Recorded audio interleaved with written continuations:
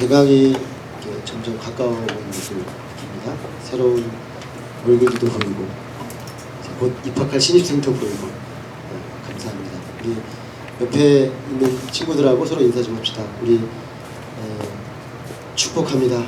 사랑합니다. 인사하겠습니다. 축복합니다. 사랑합니다. 감사합니다. 오늘까지 다니엘서 말씀 나누고 다음 주부터는 다음 주는 신학기 특강 말씀으로 전하고 그 다음 주부터는 좀 다른 형태로 말씀과 예배들을 드리도록 하겠습니다. 신학기 중심으로. 그래서 오늘 말씀으로 일단 다니엘서 말씀을 마감을 하겠습니다. 오늘 말씀의 제목은 청년아 하늘을 우러러보라 라는 제목입니다. 잠깐 기도하겠습니다. 사랑하는 아버지 하나님 감사합니다. 길고 또 어느 지역에서는 폭설로 인해서 아직도 겨울이 다 가지 않은 것처럼 보이는 때지만 또 한편으로는 여기저기서 봄 기운들이 올라오고 있는 것을 봅니다. 아무리 길고 어둡고 또 절망적이고 소망이 없어 보이는 겨울과 같은 우리 인생의 시절도 주님의 봄과 같은 부활의 소망으로 말미암아 언제든 다시금 새롭게 변화되고 소망을 품을 수 있다는 것이 얼마나 놀랍고 큰 은혜인지요. 하나님 아버지, 이 시간에 다니엘서 말씀을 통해서 이 땅을 다스리시는 통치자, 주권자 되시는 우리 하나님을 저희의 눈을 들어 바라보게 하시고 다시금 그분 앞에 엎드려 우리의 삶을 재정비하고 진정한 성공이 무엇인지 참된 삶의 의미가 무엇인지 오늘 말씀을 통해 깨닫는 귀한 청년들 되도록 축복하여 주시옵소서. 주의 성령께서 이 자리에 임재하여 주심으로 생명의 말씀이 왕노릇하는 복된 자리 되도록 도와주시옵소서. 예수 그리스도 이름으로 기도했습니다. 아멘. 우리는 성공에 목마른 시대에 살고 있습니다. 그래서 그것을 입증해 주는 것이 뭐냐? 대형 서점에 나가서 베스트셀러 목록을 쫙 훑어보면은 사실이구나 하는 걸 알 수가 있습니다. 베스트셀러 목록에서 거의 떠나지 않고 있는 상위 목록에 늘 있는 것들이 뭐냐면 성공을 위한 자기계발서들입니다. 한 청년이 있는데요. 선생님이셨던 어머니의 추천으로 자기계발서를 읽기 시작하여 지금까지 무려 1000권 넘게 그런 책들을 읽은 한 연구원의 인터뷰를 읽은 적이 있습니다. 그 연구원 이름이 이원석이더라고요. 우리 원석 형제라고 이름이 똑같아요. 동명이인이에요. 근데 연세대에서 연구하는 연구원이시던데 이분의 그 인터뷰 기사를 제가 보면서 아주 인상 깊게 봤습니다. 무려 1000권을 읽었다니까 대단하죠. 그러니까 어머니가 늘 그런 거 읽으라고 그랬나 봐요. 그래서 계속 이제 읽은 거예요. 자기계발서 뭐 그런 거 있잖아요. 어떻게 하면 이력서를 잘 쓸 수 있는가, 어떻게 하면 좋은 회사에 들어가서 좋은 포트폴리오를 우리가 만들 수 있는가, 뭐 이런 아주 자기계발서, 자기경영, 자기계발서에 관련된 책들을 무수하게 읽었습니다. 그렇게 많은 성공에 대한 자기계발서를 읽은 그 연구원은 1000권 읽고 나서 결론을 이렇게 내렸어요. 이런 책들이 오히려 자신을 올바른 자기 길을 가지 못하게 막았다라는 거죠. 그래서 책을 냈어요. 그 1000권을 읽고 나서 그런 자기 개발서들에 대한 비판서를 냈어요. 그 책 부제가 뭐냐면 자기 개발서 권하는 사회의 허와 실. 그 제목은 거대한 사기극이라는 제목. 한마디로 사기치고 있다는 거예요. 성공이라는 것을 볼모로 해서 수많은 사람들을 사기치면서 진정한 삶 성공이 마치 거기 있는 것처럼 약속해 주는데 자기가 읽어보니까 그렇지가 않다는 거예요. 오히려 1000권을 다 읽고 소화하고 나서 보니까 너무나 공허하더라는 것이죠. 자, 이런 욕망을 조장하는 자기계발서가 아니라 진정한 삶을 찾는 공부를 하라 이렇게 조언합니다. 그래서 세 번째 쓴 책이 뭐냐면 진정한 공부를 하는 법 이런 책이에요. 오늘 우리는 다니엘서 4장을 통해 그런 공부를 좀 해보려고 합니다. 진정한 삶을 찾는 법, 진정한 삶이 어디 있는가, 참된 성공이 어디 있는가 하는 것에 대한 참 지혜를 찾을 수가 있습니다. 우리는 흔히 성공이라고 하면은 위로 올라가는 것이라고 등치합니다.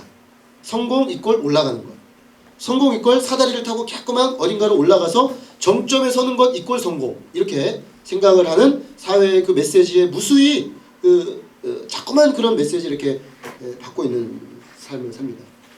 자, 그렇다고 한다면 다니엘서 오늘 4장에 나오는 느부갓네살이야말로 성공자 중에 성공자라고 할 수 있습니다. 그런데 그는 세상 사람들이 말하는 성공에서 추락했던 자신의 이야기를 간증합니다.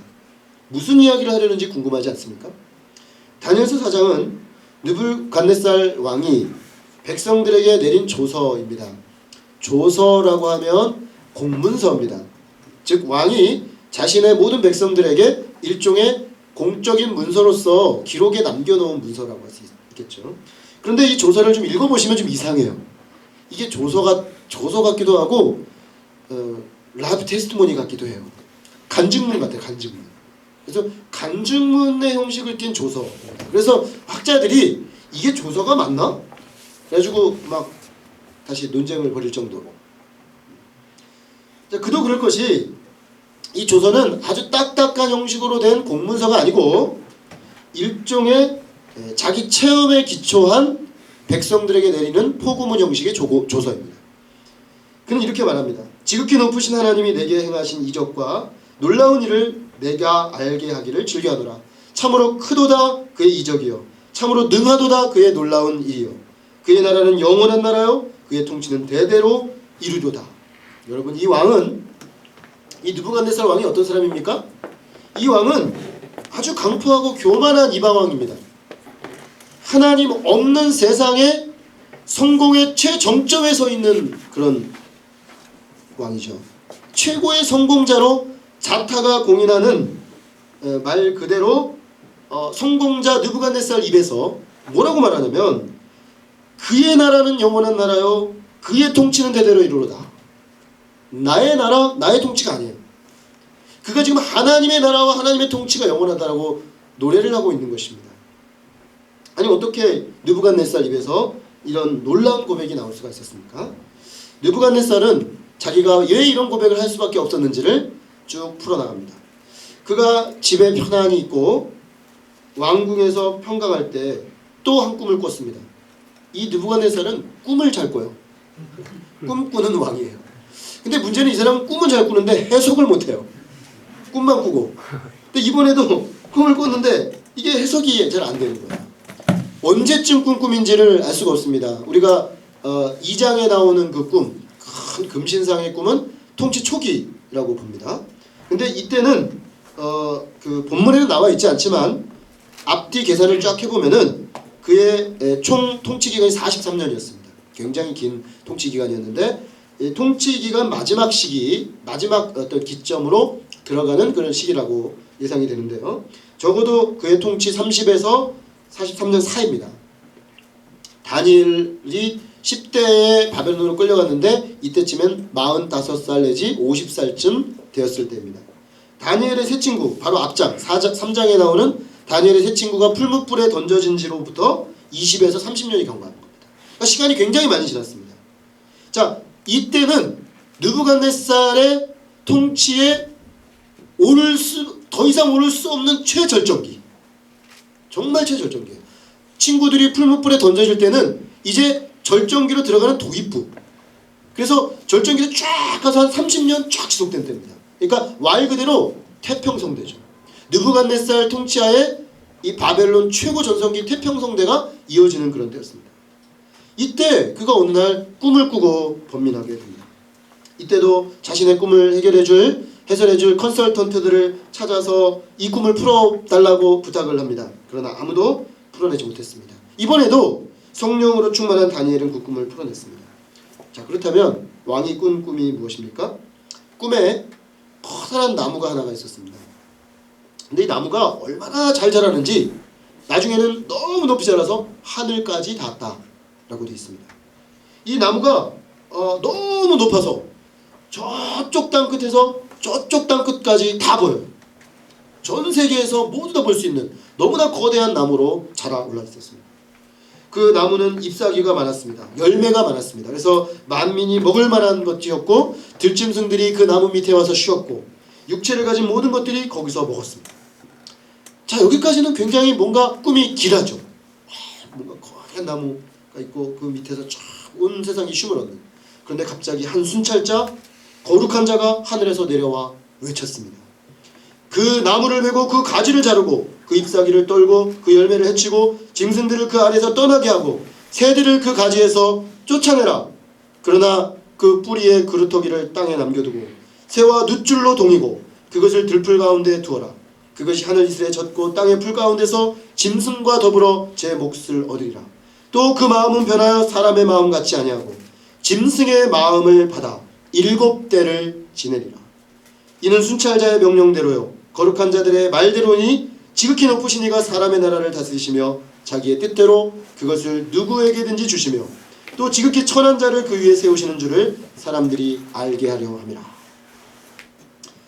이 꿈을 쫙 느부갓네살이 왕을 얘기하니까 다니엘이 이 꿈을 듣고 나서 한동안 말을 잊지 못합니다.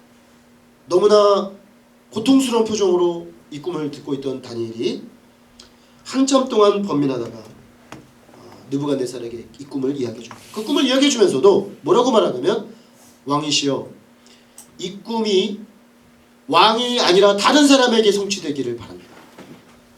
이 꿈이 당신에게 임하면 안 됩니다. 이게 다니엘의 충성된 신하로서의 마음입니다. 그러나 그 꿈은 사실 느부갓네살에 대한 꿈이었습니다. 앞에 금신상, 머리 금머리, 은팔뚝, 놋, 배, 철과 진흙으로 섞인 그 이상스럽게 생겼던 그 금신상은 느부갓네살의 제국 바벨론과 그 역사죠. 세상의 거대한 어떤 좀 거대 담론이에요. 그런데 이 나무의 이 이야기는 느부갓네살 한 사람에게 적용되는 개인에 대한 이야기였습니다. 그 거대한 나무는 곧 느부갓네살 왕이었던 것입니다. 느부갓네살이 거룩한 건설한 바벨론 제국은 마치 그 나무가 끝간데까지 올라가서 하늘에 닿을 정도로 너무나 거대하고 강대한 대제국이 되었습니다.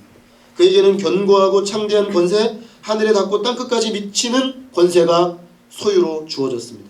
그런데 한 순찰자가 나타났다고 했는데 여기서 한 순찰자는 하늘로부터 내려온 하늘의 천사, 하나님의 명령을 받아 가진 하나님의 천사였습니다.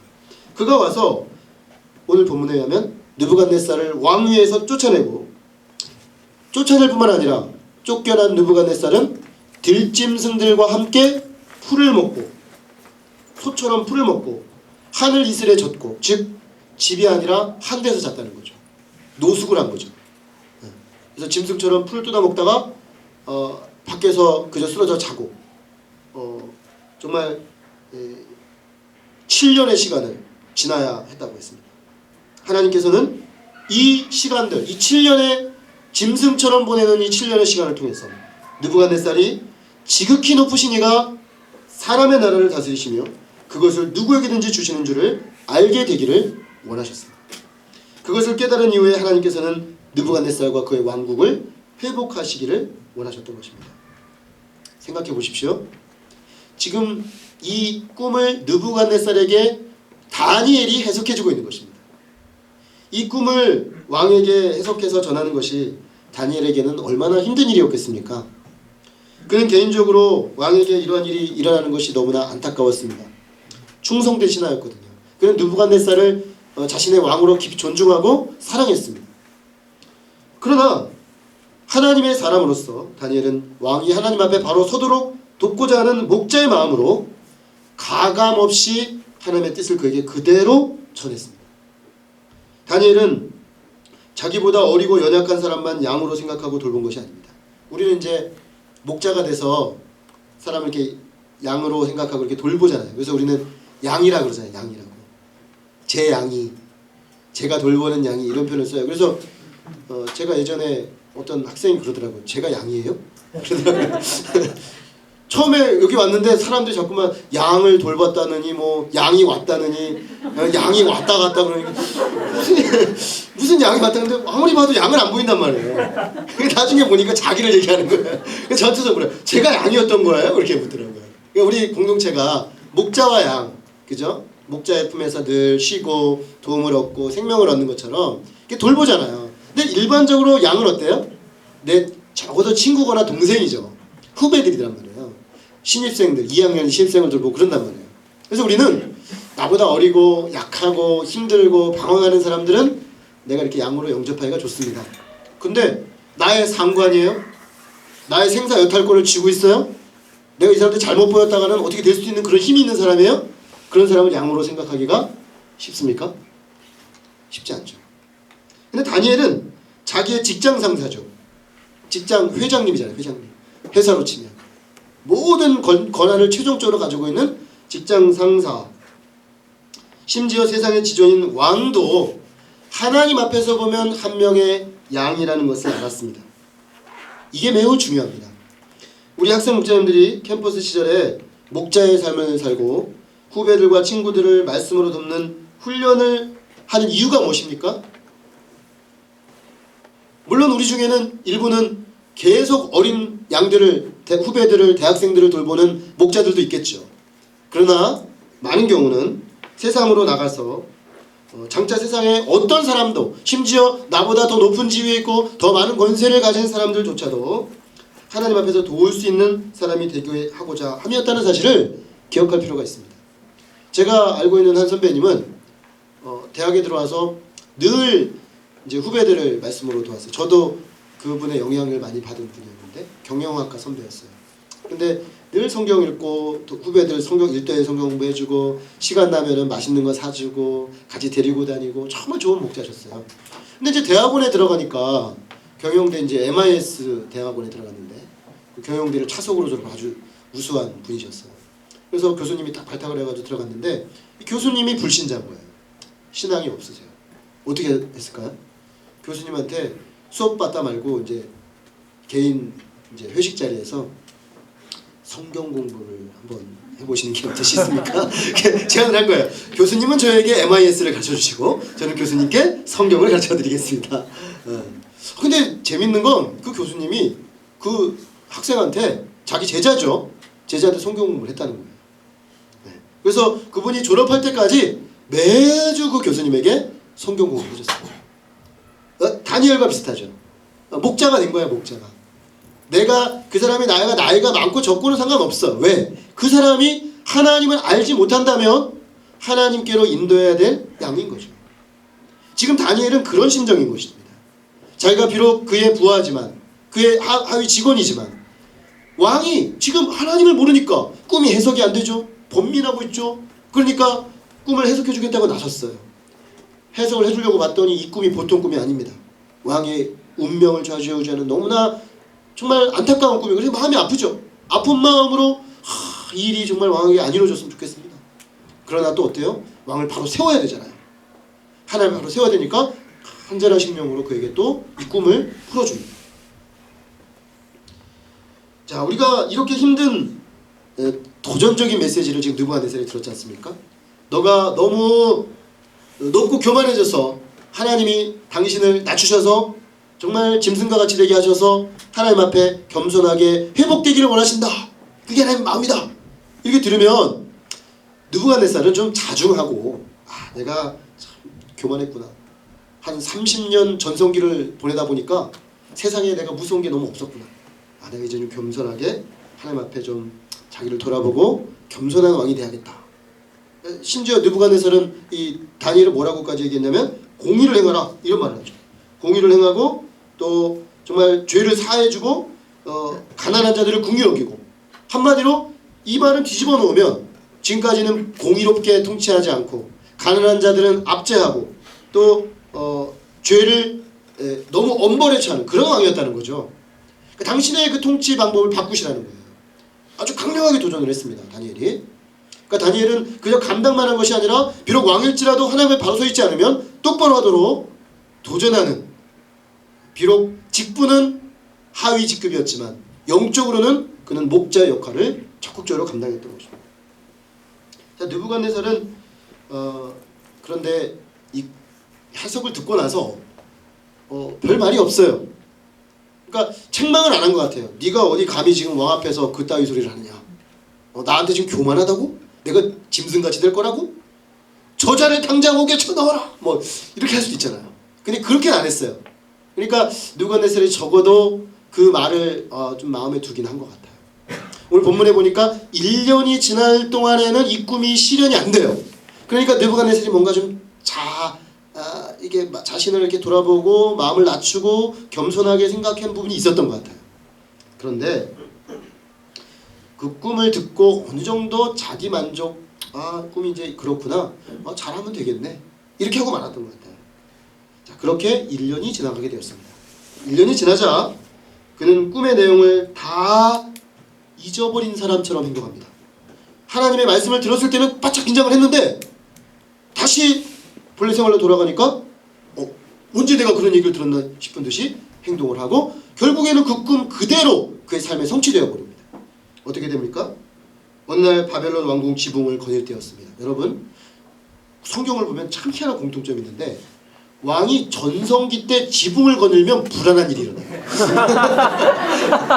이거는 이제 세상 왕인데 우리 사무엘서를 보면 다윗이 그래요.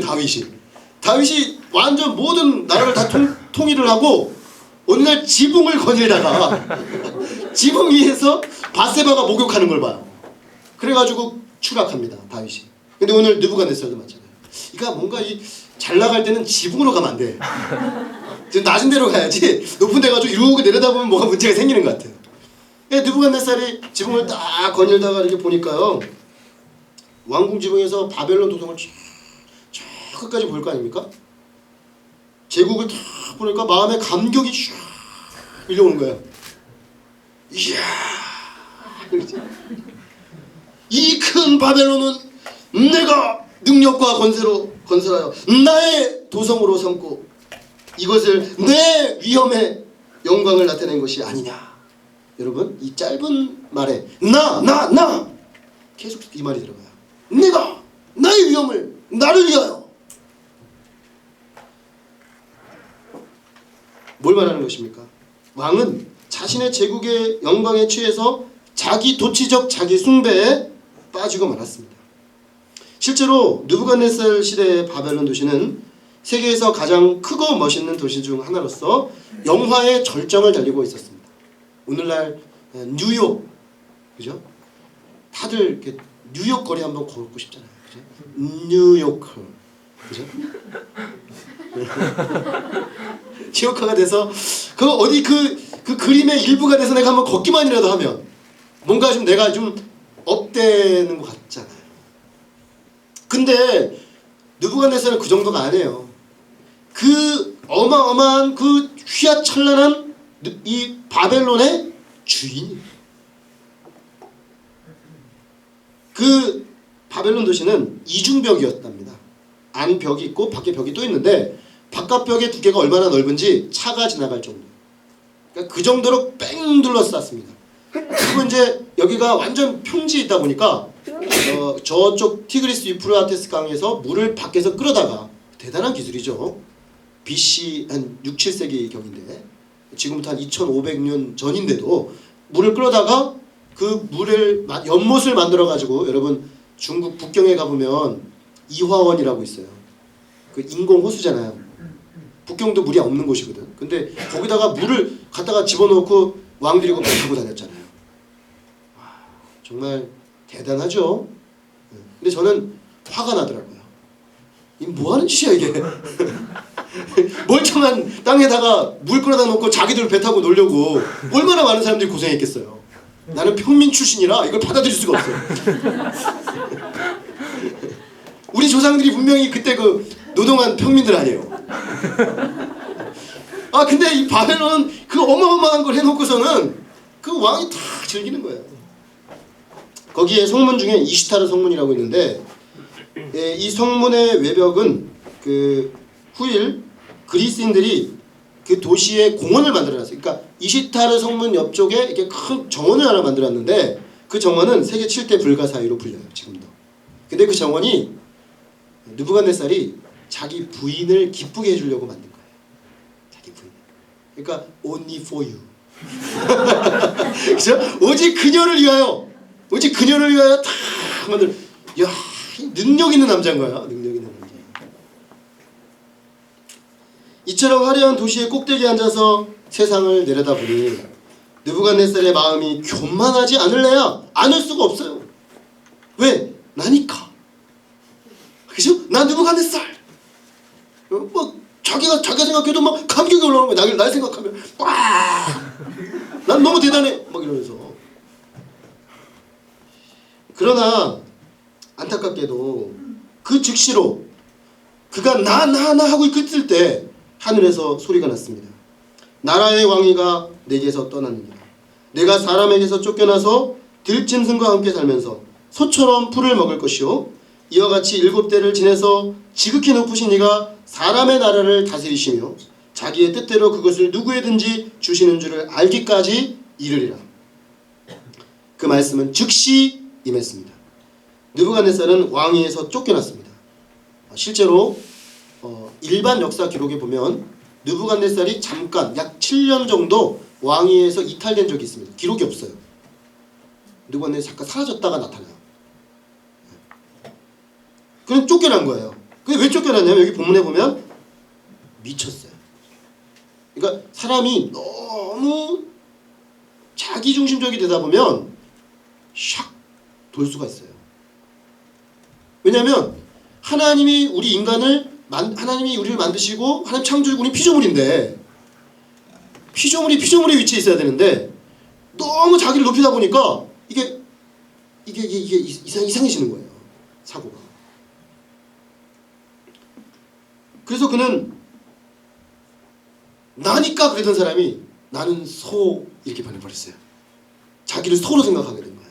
그래서 소처럼 풀을 뜯어먹고 노숙을 하면서 머리를 풀어 헤쳤습니다. 독수리 머리가 되었어요. 여러분 독수리 머리가 어떤 머리인지 아세요? 슉 내려오는 머리.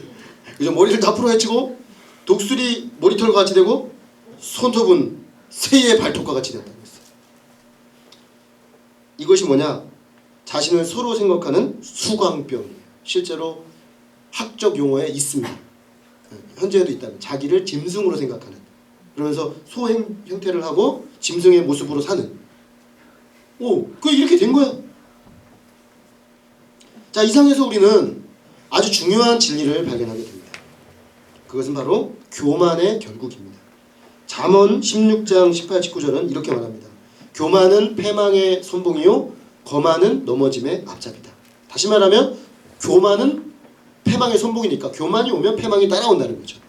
거만은 넘어짐의 앞잡이에요. 거만이 앞에 끌고 가면 넘어지는 게 따라온다는 것입니다.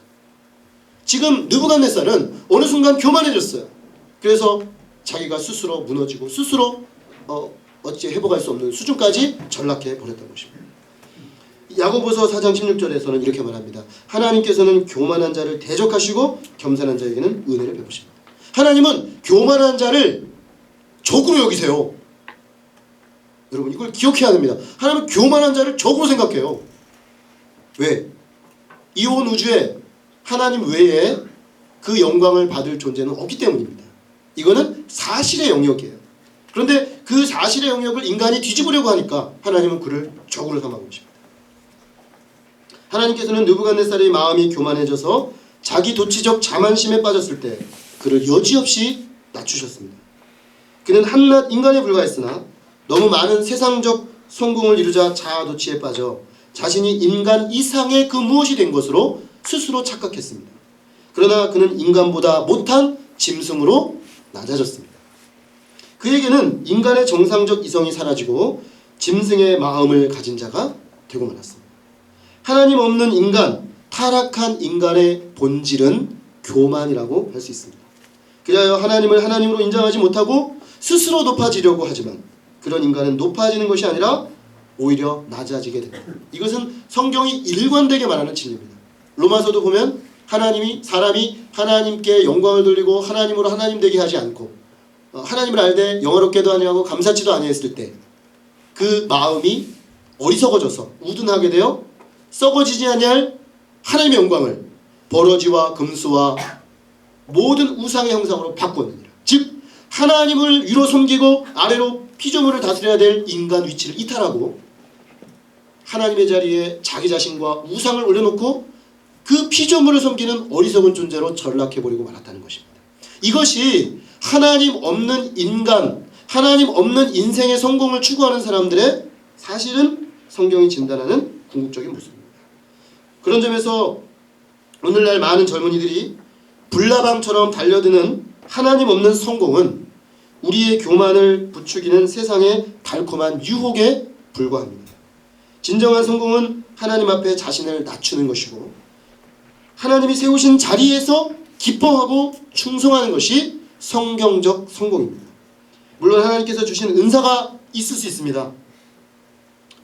은사가 있어서 그에 걸맞는 지위와 높은 자리와 세상 성공이 주어질 수도 있습니다. 그런데 진정한 성공은 그럴 때 자기 도취에 빠지지 않고 성공을 주신 하나님께 영광을 돌리고 자기 분수를 지키는 것, 그게 성공입니다. 여러분, 이게 어렵습니다. 근데 성공하기도 어렵습니다. 물론 은사가 있다고 다 성공하는 건 아닙니다. 그런데 그 은사가 생겨서 성공의 자리까지 갔다 해도 그 성공의 자리에서 자기 위치를 딱 지키는 것 정말 어렵습니다. 그게 진짜 성공이에요. 그래서 그런 성경이 말하는 성공자는 많지 않습니다. 교만이 아닌 겸손으로 진정한 성공자의 길을 걸어가실 수 있기를 주님의 이름으로 축원합니다. 하나님께서는 교만한 이방의 왕 느부갓네살을 불쌍히 여기셨습니다. 하나님께서는 그를 낮추셨지만 또 그를 다시 높이셨습니다. 그런데 하나님이 이 느부갓네살을 다시 높이시는 시점이 언제냐는 것이 중요합니다. 오늘 34절에 보면 그 기한이 참에 7년이죠. 완전수입니다. 하나님의 정하신 때죠. 하나님은 당신의 정하신 때가 되면 그 사람을 반드시 높이십니다. 하나님이 낮추실 때에는 그 사람을 때가 되면 높이시고자 하는 계획이 있는 것입니다. 그 기한이 찼는데 왜 그러면 그 기한이 7년이냐? 그게 왜 하필 7년의 기간이 필요했느냐? 오늘 본문에 보니까 그 기한이 참에 느부갓네살에게 어떤 변화가 일어났습니다. 그는 하늘을 우러러 보았습니다. 하늘을 우러러 보았다. 하늘을 우러러 보았다는 것은 겸손하게 하나님의 긍휼을 의지했다는 것입니다. 그래서 하나님만이 주권자시고 하나님만이 왕이심을 인정하고 하나님께 겸손히 도움을 구했다는 것이죠. 하나님이 안 보였어요. 왕궁 옥상 꼭대기에서 천하를 바라볼 때는 하나님이 안 보이고 내가 최정상이었어요. 근데 낮아져서 짐승처럼 땅을 바라보며 풀을 뜯으며 노숙을 하며 독수리 머리칼을 하고 새의 발톱을 하고 있다 보니까 자기가 짐승과 다를 바가 없구나. 그 사실이 깊이 깨달아진 것이죠. 그때 그는 비로소 위를 쳐다보기 시작했습니다. 나보다 높이 계신 진정한 왕, 진정한 주권자 하나님 앞에 서게 된 것입니다. 그게 겸손히 심령에 돌아왔을 때 그의 훈련은 끝이 나고 그의 이성이 회복되었습니다. 더불어 그의 왕권도 회복되었습니다. 하나님은 회복시키기 시작하시면 완전히 다 회복시키십니다. 이러한 겸손의 훈련을 통해 느부갓네살을 하나님은 새롭게 하셨습니다. 자기 도취적이고 자기 중심적 왕에서 하나님의 은혜를 인정하고 하나님의 주권 앞에 엎드리는 겸손한 사람으로 변화시켜 놓으셨습니다. 이에 내가 지극히 높으신 이에게 감사하며 영생하시는 이를 찬양하고 경배하였나니 그 권세는 영원한 권세요 그 나라는 대대 이르리로다. 땅의 모든 사람들을 없는 것 같이 여기시며 하늘의 군대든지 땅의 사람에게든지 그는 자기 뜻대로 행하시나니 그의 손을 금하든지 혹시 이르기를 내가 무엇을 하느냐 할 자가 아무도 없도다. 34절 하반절에 35절. 이 느부갓네살의 고백은 절절히 와닿는 고백이죠. 자기가 가장 낮은 곳에서 낮아졌다가 주의 은혜로 회복된 다음에 10년 깊은 곳에서부터 하나님께 드리는 진정한 찬양이요 진정한 신앙 고백입니다. 느부갓네살의 고백을 통해 우리는 두 가지를 배울 수가 있습니다. 첫째로 하나님의 주권적인 통치 방식입니다. 세상의 주권자는 얼핏 보면 느부갓네살인 것처럼 보입니다. 그러나 느부갓네살의 고백을 통해 볼 때 진정한 주권자는 하나님이십니다. 그런데 이 하나님의 주권적 통치 방식이 아주 독특합니다. 그것은 교만한 자는 낮추시고 겸손한 자는 높이신다는 것입니다. 이는 구약 성경 역사를 관통하는 주제입니다. 그 이스라엘이 가장 이스라엘 역사의 정점이 있는 인물이 누구냐면 다윗입니다. 다윗. 구약을 요약하라 그러면 아브라함과 다윗 이렇게 말할 수 있습니다. 그래서 신약 성경을 시작할 때 마태복음 1장 1절은 뭐라고 시작하냐면 아브라함과 다윗의 자손 예수 그리스도의 시작이라. 아브라함의 약속이 가장 선명하게 선포되어서 최절정기에 이스라엘을 끌어온 사람이 다윗인데, 자 근데 이 다윗의 시전 직전은 이스라엘의 가장 심각한 어둠의 암흑기였습니다. 가장 낮아진 때였습니다. 그런데 그 가장 낮아진 이스라엘의 역사를 가장 높은 다윗의 역사로 전환시키는데 귀한 인물이 누굽니까? 사무엘입니다. 그래서 엄마들이 그렇게 사무엘 이름 많이 짓는 거예요. 믿는 엄마들이 많이 짓는 이름 중에 사무엘이 많아요. 사무엘은 외국 이름이라 옛날에는 삼열이라고 줬어요. 삼열. 아 몰라요? 2삼열 그 밴드 하시는 분 있죠. 그분도 그런 분이에요. 삼열. 네. 그러니까 이 이름이 너무 멋있죠. 왜냐하면 가장 인생의 이 이스라엘 역사의 저점에서 최고점으로 바꿔놓은 인물이니까. 그런데 그 사무엘이 누구 아들이에요? 한나의 아들입니다. 한나는 어떤 여인입니까? 남편의 사랑을 받지만 아기를 낳을 수 없는 여성이었어요. 그래서 또 다른 부인이 있어가지고 애를 낳은 그 부인이 매일 이 여자를 격동해가지고 눈물을 흘릴 수밖에 없는 그런 여성이었습니다. 근데 이 한나가 하나님 앞에 나가 기도했을 때 하나님이 그녀에게 사무엘을 주셨어요. 그 사무엘을 주셨을 때 이 한나가 부른 노래가 무엇입니까? 하나님은 사람을 높이기도 하시고 낮추기도 하시고 낮추셨다가도 높이기도 하시는 분이시다. 그는 그 하나님의 역사하심을 통치 방식을 깨달았던 것이죠. 동일한 노래를 신약 성경을 펴면 또 나옵니다. 예수님을 잉태했던 마리아가 예수님을 잉태하고 나서 처녀가 잉태됐잖아요. 다른 사람들은 모르지만 자기는 알거든. 나는 애를 가질 수 없는 처녀인데 애가 생겼어요. 성령께서 천사가 찾아와서 성령으로 너에게 잉태된 것이다. 그가 그 하나님의 메시지를 받아들이고 하나님의 일하심을 받아들인 다음에 외치죠. 내가 나의 하나님을 찬양하면